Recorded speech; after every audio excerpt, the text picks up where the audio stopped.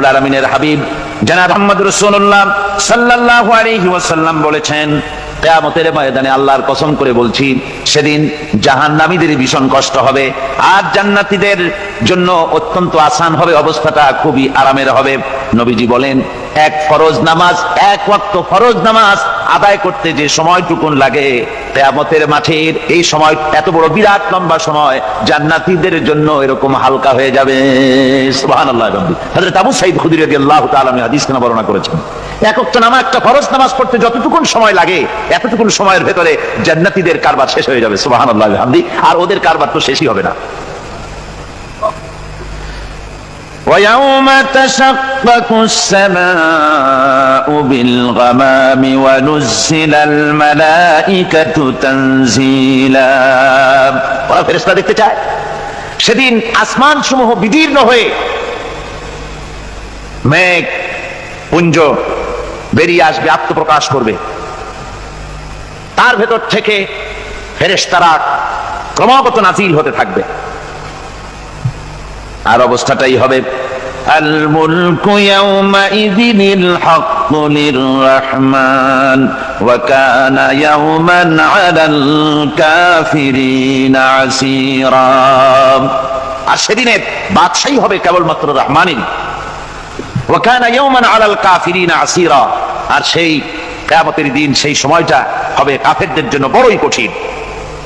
এখানে কিয়ামতের কিছু কথা বলা হচ্ছে, কিছু আভাস দেওয়া হচ্ছে যে আসমান সমূহ বিদীর্ণ হয়ে মেঘ পিণ্ড বেরিয়ে আসবে এবং তার থেকে ক্রমাগত ফেরেশতারা নাজিল হতে থাকবে।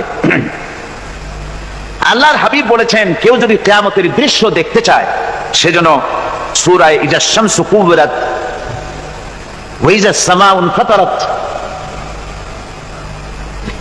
ইজা সামাউ শাক্কাত, এই সূরাগুলি যেন পড়ে, তাহলে কিয়ামতের দৃশ্য তার চোখের সামনে প্রতিভাত হবে।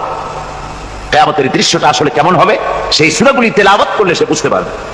যেমন আল্লাহ পাক বলছেন, ইযাস সামাউ ফাতারাত ওয়া ইযাল কাওয়াকিবু তাসারাত ওয়া ইযাল বিহারু ফুজ্জিরাত ওয়া ইযাল কুবুরু বুসিরাত।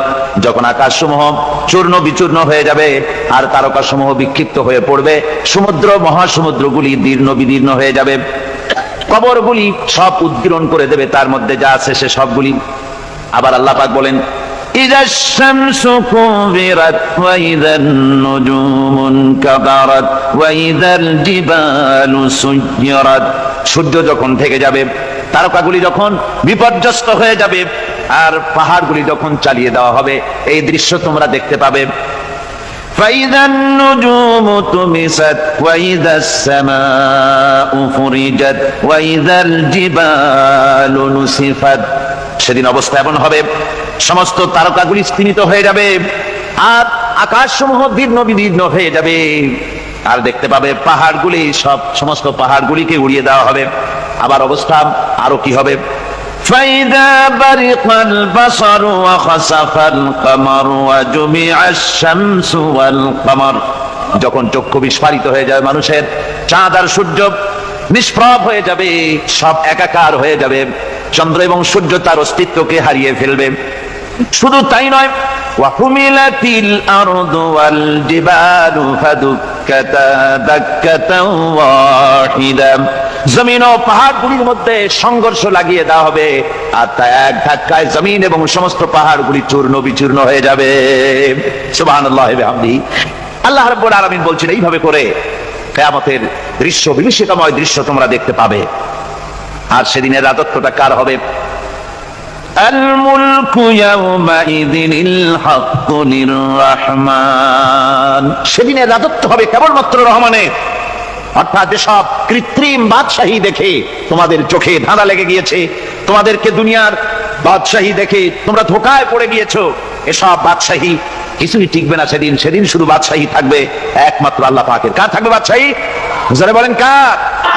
আল্লাহ রাব্বুল আলামিন যখন কিছুই থাকবে না, ঘোষণা করবেন, লিমানিল মুলকুল ইয়াউম লিল্লাহিল ওয়াহিদুল কাহ্হার। আজকে কার রাজত্ব? চারিদিক থেকে চারিদিক থেকে আওয়াজ আসতে থাকবে, পরাক্রমশালী আল্লাহ রাব্বুল আলামিন রাজত্ব আর কারণ নয়। হাদিস শরীফে এসেছে, বুখারী মুসলিম শরীফের হাদিসে এসেছে, আল্লাহর নবী বলেন আল্লাহ রাব্বুল আলামিন তখন তার এক হাতে আকাশ মণ্ডলীকে ধারণ করবেন, আর এক হাতে জমিনকে ধারণ করবেন। আকাশ মণ্ডলী এক হাতে, জমিন এক হাতে। এভাবে আল্লাহ রাব্বুল আলামিন বলবেন, আইনাল জাব্বারুন আইনাল মুতাকাব্বিরুন, কোথায় সেই স্বৈরাচারীরা, কোথায় সেই দুর্বিনীত অহংকারী স্বৈরাচার যারা আমার জমিনের উপরে, আমার মানুষের উপরে রাজত্ব চালিয়েছে, তারা আজকে কোথায়, কোথায় সেই অহংকারীরা? আল্লাহ পাক সেদিন যে বলবেন, সেদিন তো বলবেন, কিন্তু দুনিয়ার মাঝেও স্বৈরাচার যারা, অহংকারী যারা, তাদের শাস্তি পৃথিবীর বুকেও দেন, আর সেদিন তো দিবিনি। কত স্বৈরাচার আমরা দেখলাম, কত অহংকারী দেখলাম, যাদের তর্জনী হেননে লক্ষ কোটি কোটি মানুষ উঠতো আর বসতো, তাদের জিল্লাতির সঙ্গে আল্লাহ রাব্বুল আলামিন কতজনকে বিদায় করে দিলেন। ফুলের মালা নিয়ে কুলাতে পারে নাই, পা থেকে শুরু করে গলা পর্যন্ত ফুলের মালা দিয়া ডুবাই দিল ভক্তরা। আবার আল্লাহ রাব্বুল আলামিন এমন শাস্তি দিলেন, ফুলের মালার পরিবর্তে জুতার মালা নিয়ে জেলের মধ্যে ঢুকাইয়া দিলেন। ঠিক কিনা গান? অহংকারী আর স্বৈরাচার যারা হয়, আল্লাহ পাক এভাবে তাদের দৃষ্টান্ত দেখিয়ে দেন। আমরা কত দেখলাম, 9 বছরের রাজা, 10 বছরের সাজা। পৃথিবীর মুখে যারা অহংকার করে, যারা স্বৈরাচার হয়, আল্লাহর আইনকে যারা বৃদ্ধাঙ্গুষ্টি প্রদর্শন করে, আল্লাহ পাক তাদের জমিনেও দেখান। এখানে চূড়ান্ত ফয়সালা আল্লাহ করেন না, আসল ফয়সালার জায়গা তো আছেই, তবে এখানে নমুনা দেখায় দেন। কিন্তু মুশকিল হচ্ছে, ইতিহাসের সবচাইতে বড় শিক্ষা হলো, ইতিহাস থেকে মানুষেরা শিক্ষা গ্রহণ করে না। একজনে যে কাম করে বিপদে পড়ে, আর একজন এসে আবার সেই পথে অগ্রসর হয়, নিশ্চিত মৃত্যুর পথে। আমার বন্ধুগণ, আল্লাহ পাক বলছেন সেই দিন আমার রাজত্ব হবে, আর কারো রাজত্ব হবে না। ওয়া কানা ইয়াওমান আলাল কাফিরিন আসীরা। আর ওই দিনটা, ওই কিয়ামতের দিন হবে কাফেরদের জন্য সবচেয়ে কঠিন। সবচেয়ে কঠিন হবে কাদের জন্য? কাফেরদের জন্য। কাফের কারা? কাফের হচ্ছে তারা যারা নাকি আল্লাহর আইনকে অস্বীকার করেছে, আল্লাহকে অস্বীকার করেছে, আল্লাহর আইনকে অস্বীকার করেছে। ওরা কি? কাফের। কুফর শব্দের অর্থ হচ্ছে গোপন করা। এই জন্য অন্ধকার রাতকে আরবিতে কাফের বলা হয়েছে, অর্থাৎ যা সব জিনিসকে অন্ধকার দিয়ে ঢেকে দেয়। তো কুফর হচ্ছে সেই জিনিস যা মহাসত্যকে ঢেকে দেয়, সত্যকে, মহাসত্যকে ঢেকে দেয় যে জিনিস, সেটাকে কুফর বলা হয়। আর এই কাফের অন্ধকারে ঘুরে মরে, সে কোন আলোর খোঁজ পায় না। আল্লাহ রাব্বুল আলামিন বলেন, কাফেরদের কথা এখন শোনাচ্ছেন আল্লাহ পাক, والذين كفروا أولياؤهم الطاغوت يخرجونهم من النور إلى الظلمات। যারা কাফের, যারা কুফরি অবলম্বন করেছে, তাদের সাহায্যকারী আর পৃষ্ঠপোষক হচ্ছে তাগুত। তাগুত বলা হয় সেই শক্তিকে, যে শক্তি শুধু নিজেই আল্লাহর আইন অমান্য করে বসে থাকে না, বরং অন্যদেরকেও আল্লাহর আইন অমান্য করতে বাধ্য করে। ওদেরকে আরবিতে কি বলা হয়?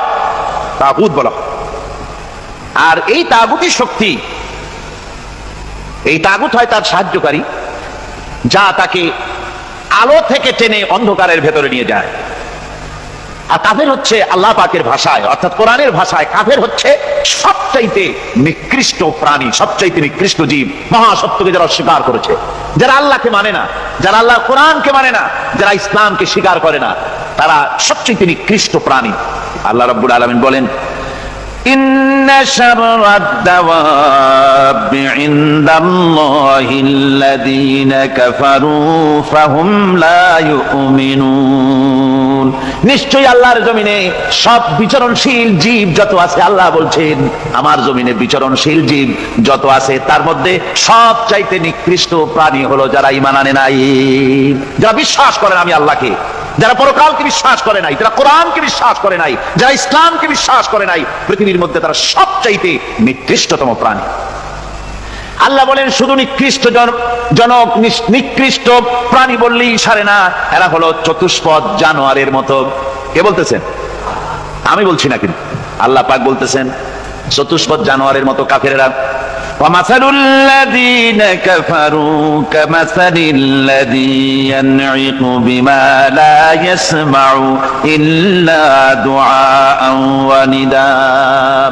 এই কাফেরদের দৃষ্টান্ত হচ্ছে সেই রাখালের মতো, যে রাখাল তার পশুদেরকে ডাকে আর ওই পশুরা একটা ডাক শোনে মাত্র, কিন্তু কি যে বলে তা তো পশুতে বোঝেন। কথা বুঝতে পেরেছে? সুম্মুন বুকুমুন উমিয়ুন ফাহুম লা ইয়াকিলুন। এরা বোবা, এরা বধির, এরা অন্ধ, এ কারণেই কোনো কথা বোঝে না। এরা চতুষ্পদ জানোয়ারের চাইতেও নিকৃষ্ট। যাদেরকে আমি আল্লাহ বলেন, যাদেরকে আমি চোখ দিলাম, চোখ থাকতে হক দেখলো না, সব দেখলো। হক দেখে নাই চোখ দিয়া, এই চোখ দিয়া সব দেখলো।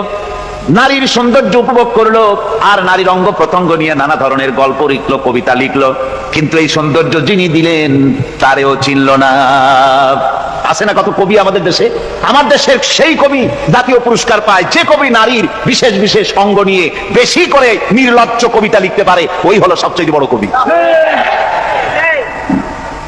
আমার বন্ধুগণ, একজন বুজুর্গ ব্যক্তি তিনি পথ দিয়ে যাচ্ছিলেন, তো সে পথে এক সুন্দরী যুবতী মেয়েকে দেখে সেই যুবতী মেয়ের দিকে এই বুজুর্গ ব্যক্তি এক নজরে তাকায় আছে।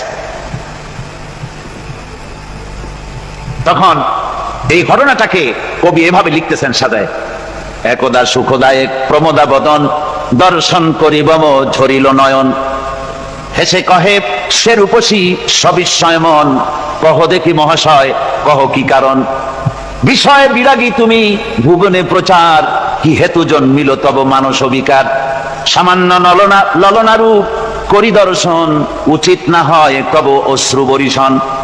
বুজুর্গ ব্যক্তি ওই মহিলার দিকে তাকিয়ে তাকিয়ে কাঁদতেছেন। সুন্দরী মহিলা বলেন, আল্লাহর বুজুর্গ বান্দা, আপনি এলাকার ভিতরে বুজুর্গ এবং পীর হিসাবে, বুজুর্গ ব্যক্তি হিসাবে আপনি বিখ্যাত। আজকে আমাকে এখানে দেখে আপনি আমার দিকে তাকায় আমার রূপ উপভোগ করতেছেন আর কাঁদতেছেন। আপনার মতো সংসারে বিরাগী মানুষ আমার মতো একটা সুন্দরী মেয়েকে দেখে এভাবে কাঁদা ঠিক না। বুজুর্গ ব্যক্তি বলছেন, হেসে কহিলাম বালে করহ শ্রবণ, নেত্র ঝরে তব হেতু ভেব না এমন, যে শিল্পী রচিল ওই সুধাংশু বদন, তাহার তরে ঝরে নেত্র নয়নে জীবন। আল্লাহর বান্দি, আমি তোমাকে দেখি কান্দি না, আমার চোখে পানি বেরিয়ে গেছে। তোমারে দেখে আমি মনে মনে ভাবলাম, এত সুন্দর করে যিনি মানুষ বানিয়েছেন, না জানি ওই আল্লাহ রব্বুল আলামিন কত বড় সুন্দর। আমার ভাইরা, সুতরাং চোখ থাকতে ওরা আল্লাহ রাব্বুল আলামিনের কুদরত ওরা দেখে নাই, কান থাকতে কোরআনের আওয়াজ ওদের কানের মধ্যে ঢোকে নাই, বিবেক থাকতে আল্লাহর দ্বীনকে বুঝতে পারে নাই, চিন্তা করতে পারে নাই। আল্লাহ রাব্বুল আলামিন বলেন, উলাইকা কাল্লানাম, এরা হলো চতুষ্পদ জানোয়ার, বালহুম আদাল। শুধু জানোয়ার না, জানোয়ারের চাইতেও নিকৃষ্ট। এমনই জানোয়ার, আল্লাহ বলেন শুধু জানোয়ার না, জানোয়ারের মতো শুধু খায় জনমের মতো। والذين كفروا يتمتعون ويأكلون كما تأكل الأنعام। এই কাফেরগুলির কাম শুধু ফুর্তি করা, গান বাজনা, নাটক, গল্প, এই সব কাজ তাদের। নামাজ নাই, রোজা নাই, আল্লাহর চিন্তা নাই, তাহাজ্জুদ নাই, পরহেজগারি নাই, শুধু গান আর নাচ। দেখেন না ফুর্তি। এই যে 1 জানুয়ারি রাত 12টার সময় আমার ঘুম ভেঙে গেল, এই যেখানে আমি ছিলাম, বিকট আওয়াজ। আমি মনে করলাম পাশের বাড়ি বুঝি ডাকাত পড়ছে। পরে বাড়িওয়ালা আমাকে বললেন যে ডাকাত না, বোধহয় এই নিউ ইয়ার সেলিব্রেট হচ্ছে, নতুন বৎসর উদযাপন হচ্ছে, বোমা দিয়ে শহরবাসীর আরামের ঘুম হারাম করে এগুলি করা হচ্ছে। এ তো গেল 1 জানুয়ারি। আর যখন আমাদের নিজেরটা যখন আসে, অর্থাৎ 1 বৈশাখ, তখন দেখছেন অবস্থা 1 বৈশাখে। এবছর আমাদের দেশে 1 বৈশাখে ঢাকায় যে দৃশ্য আমি টিভির মধ্যে দেখলাম, তাতে আমার মনে হয়নি যে 12 কোটি মুসলমানের দেশে রাজধানীতে এই দৃশ্য হচ্ছে। আমার মনে হচ্ছিল এটা বুঝি কলকাতা অথবা অন্য কোনো শহর হবে। আমি দেখলাম সমস্ত যুবক যুবতী, নারী পুরুষ, বিভিন্ন বয়সের লোক সব একসঙ্গে রাস্তায় নেমেছে, নাচতেছে। তার মধ্যে বুদ্ধিজীবী আছে, শিক্ষিত লোক আছে, সমানে নাচতেছে। আর তাদের মুখোশ পরা, বানরের মুখোশ, কুকুরের মুখোশ, শুকরের মুখোশ, ঘোড়ার মুখোশ, পাপি শিয়ালের মুখোশ, এই মুখোশ পরে এভাবে নাচতেছে। আমি চিন্তা করলাম, নববর্ষের সাথে কুত্তার মুখোশের সম্পর্ক কি? নববর্ষের সাথে পাতি শ্রীগালের মুখোশের সম্পর্ক কি? তাহলে ওরা কি বলতে চায় যে আগামী বছরটা আমরা কুত্তার ভূমিকায় অ্যাক্টিং করব, অথবা শ্রীগালের মতো ধূর্তামি করব জাতির সাথে? তারপরে কি করলো? সকাল বেলায় যুবক যুবতী পয়লা বৈশাখ সূর্য উদয়ের আগে রমনা লেকের পাড়ি গিয়ে সব দাঁড়িয়েছে বাসন্তী রঙের শাড়ি পরে। তারপরে সেখানে দাঁড়িয়ে সূর্য উদয়ের পানে তাকিয়ে সকাল বেলায় ভাবে করজোর করে বলছে, এসো হে নববৈশাখ স্বাগতম হে। নববৈশাখ অলক্ষে বোধহয় এটা শুনে বলতেছে, বাবাজিরা আমারে ডাকতেছো, অপেক্ষা করো আমি আসতেছি। আমারে ডাকতেছো, আমি আসতেছি, কোমরে গামছা বেঁধে আসতেছি, 225 মাইল স্পিডে আসতেছি, 30 ফুট উঁচু জলোচ্ছ্বাস নিয়ে আসতেছি, নববৈশাখের মজা সাত চাকায়। আমার ভাইরা, মুসলমান নববর্ষ উদযাপনের সাথে মুসলমানের কিসের সম্পর্ক? মুসলমান যদি এই দিন উদযাপনই করে তাহলে তাকে করতে হবে ফজরের নামাজ পড়বে। মুসলমান নববর্ষ উদযাপন করবে, ফজরের নামাজ পড়বে, তারপরে কোরআন শরীফ তেলাওয়াত করবে, দরুদ শরীফ পড়বে, আল্লাহর দরবারে হাত তুলে বলবে, রব্বুনা রাব্বিন, 31 বছর পার করে দিলাম, নাফরমানি ছাড়া কিছুই তো করি নাই, বিগত বছরে যা করেছি মাফ করে দাও, আগামী বছরটা গোটা জাতি আর দেশের জন্য কল্যাণকর মঙ্গলময় করে দাও। এটাই তো বলা উচিত ছিল নাকি বলে? তা না করে, তা না বলে, বৈশাখের পরিচালককে না দেখে সরাসরি বৈশাখকে আহ্বান করা হয়েছে। আর বৈশাখ আহ্বান করার মজা জনমের মতো দেখাই দিয়েছে আল্লাহ রাব্বুল আলামিন। তাই বলেন, কাফেররা তাদের কাজ হলো শুধু খাওয়া, তারা এমন খাওয়া খায় জনমের মতো খায়। ইয়াকুলুনা কামা তাকুলুল আনাম, জানোয়ারে যেমন খায় ওই রকম খায়। তার মানে খায়, একটু বিসমিল্লাহ কয় না, খায় যখন ছেড়ে দেয় তখন আলহামদুলিল্লাহ বলে না, বাহাত দিয়ে খায়, আবার বাহাত দিয়ে খায়। ডাব একটা কাটলো, বিসমিল্লাহ নাই, খাইলো, 2-4 ঢোক খাইয়া পুরা ডাবটা ফেলাই দিল। ডাবটা কি তোমার বাজান তৈরি করছিল নাকি? একটু বিসমিল্লাহ বললা না, একটু শুকরিয়া আদায় করলাম। আমি গত এই ডিসেম্বর গেল, ডিসেম্বরের 16 তারিখ আমেরিকা থেকে এসেছি। ওখানে দেখলাম তারা প্রতি নভেম্বর মাসের শেষ বৃহস্পতিবার থ্যাঙ্কস গিভিং ডে অবজার্ভ করে। তা আমি জিজ্ঞেস করলাম, থ্যাঙ্কস গিভিং ডে জিনিসটা কি? ওরা বললো, এটা হচ্ছে এই যে গড আমাদেরকে সারা বছর ভালো খাওয়াইছে, আমাদেরকে ভালোভাবে পড়াইছেন, সুন্দর রেখেছেন, এই জন্য আমরা গডকে থ্যাঙ্কস দেই নভেম্বরের এই শেষ দিনটিতে। সারা বছরের ভালো খাইছি, ভালো থাকছি, এই জন্য গভর্নমেন্টকে মানে গডকে থ্যাঙ্কস দিলাম। আমি আমার আলোচনায় সেখানে বললাম যে দেখেন, রাশিয়ার সাথে আমেরিকার পার্থক্য তো এখানে, ওরা গডকে অস্বীকারই করেছে, গডই মানে না। আর এরা গডের নামাজ রোজা বা ইবাদত কিছু করুক আর না করুক, গডের অন্তত একটা ধন্যবাদ দেয়। ওরা ওদের ডলারে লিখেছে, ইন গড উই ট্রাস্ট, প্রত্যেকটা ডলারে লেখা আমরা গডে বিশ্বাস করি। তো শুকর আদায় করলে তো আল্লাহ বাড়িয়ে দিবেন। আল্লাহ রাব্বুল আলামিনের সুন্নাত হলো, শুকর যদি কেউ আদায় করে আল্লাহ বাড়িয়ে দেন। লা ইন শাকারতুম লা আযীদান্নাকুম ওয়া লা ইন কাফারতুম ইন্না আযাবী লাশাদীদ। আমার নিয়ামতের শুকর যদি আদায় করো আমি বাড়ায় দেব, আর যদি নিয়ামতের শুকর আদায় না করো তাহলে মস্ত বড় শাস্তি তোমাদের জন্য রেখেছি। তো আমেরিকা শুকর আদায় করে নিজেরা খাইয়া, কিন্তু ওদের জমিন হলো বিশাল জমি। আমি কয়েকবার গিয়েছি এবং বহু স্টেট সফর করেছি। ওদের জমিন এত ফার্টাইল, জমিনে যদি রীতিমতো তারা ফসল ফলাতো, এই ফসল সারা দুনিয়ার দরিদ্র ভূমুক্ষ জনতাকে খাওয়াইয়া বাঁচাইতে পারত। কিন্তু ওরা তা করে না। ওরা করে কি? ওরা মুনাফার হার, বাজার দর ঠিক রাখার জন্য নির্দিষ্ট পরিমাণ জমিনের ফসল ফলায়, কিন্তু জমিন এতই উর্বর, ওদের মেজারমেন্ট করা, মাপ করা, হিসাব করা ফসল হয় না, ফসল হয় বেশি। তখন বাড়তি ফসলকে তারা প্রতি বছর লক্ষ লক্ষ টন আলু আর গমকে তারা সমুদ্রে নিক্ষেপ করে। তাদের আলু এবং গম সেই সময় তারা নিক্ষেপ করে সমুদ্রে, যখন ইথিওপিয়া, সুদানে মানুষ না খেয়ে মরছে। পৃথিবীর বিভিন্ন দেশে মানুষ ক্ষুধার যন্ত্রণায় যখন চিৎকার করছে, আর তাদের এই চিৎকারে আকাশ বাতাস ভারী হয়ে যাচ্ছে, তখন ওরা এই কামটি করছে। তাই আমি ওই প্রথম দিন বলেছিলাম যে রাশিয়া যেমন খান খান হয়েছে, অস্তিত্ব বিলুপ্ত হয়েছে আল্লাহর সাথে নাফরমানি করার কারণে। আপনারা বলতে পারেন, কমিউনিজম কি একটা সহজ ব্যাপার? একটা বিরাট শক্তি, পৃথিবীর বুকে কত দেশ তারা ডমিনেট করতেছিল। কোন যুদ্ধ নাই, কোন রক্তপাত নাই, বিনা ধাক্কায়, বিনা বাতাসে, বিনা ঝড়ে বিশাল মহিরুহু চিৎপটাং। এটা হলো কেন? কেন হলো রাশিয়ার এই দশা? আমি লালদিঘির ময়দানে বলে গেছিলাম, আমি চিন্তা করে যেটা পাইছি সেটা হচ্ছে দুনিয়ার সমস্ত মতবাদ আল্লাহকে কোনো না কোনো প্রকারে স্বীকার করে। তার কথা মানুক আর না মানুক, আছে একটা কিছু এতটুকু বলে যে আল্লাহ আছেন বা গড আছে বা একটা কিছু আছে। কমিউনিজম, সমাজতন্ত্র হলো পৃথিবীর একমাত্র নিকৃষ্ট মতবাদ, যে মতবাদ সরাসরি আল্লাহকে স্বীকার করেছে, বলেছে আল্লাহ নাই, দেয়ার ইজ নো গড। তারা ধর্মকে আফিম বলেছে। আল্লাহ পাক তাই কোন যুদ্ধ ছাড়া, কোন মারামারি ছাড়া, কোন রক্তপাত ছাড়া এই বিশাল শক্তিকে উৎকারে উড়িয়ে দিলেন, তুলার মতো হয়ে। গোটা রাশিয়া তুলার মতো হয়ে, পেঁজা তুলা, ধোনা তুলার মতো হয়ে সব উড়ে চলে গিয়েছে, অস্তিত্ব বিলুপ্ত হয়ে গিয়েছে। কিন্তু আমাদের দেশের খুচরা কমিউনিস্টরা এখনো স্বপ্ন দেখে। ওই যে কালকে বলেছি, তারা বলে কলমের খোসা এটা এখনো নষ্ট করা যাবে না, এটা এখনো চালু করা হবে। এখনো চীনে আছে, এখনো কিউবায় আছে।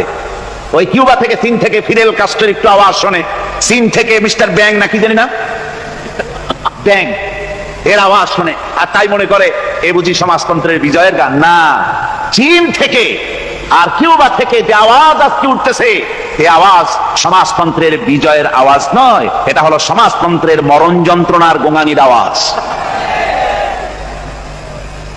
কাজী এরা দুনিয়ার বুকে শুধু আনন্দ এবং ফুর্তি করে, আল্লাহর হককে, আল্লাহকে চিনতে তারা ব্যর্থ হয়েছে।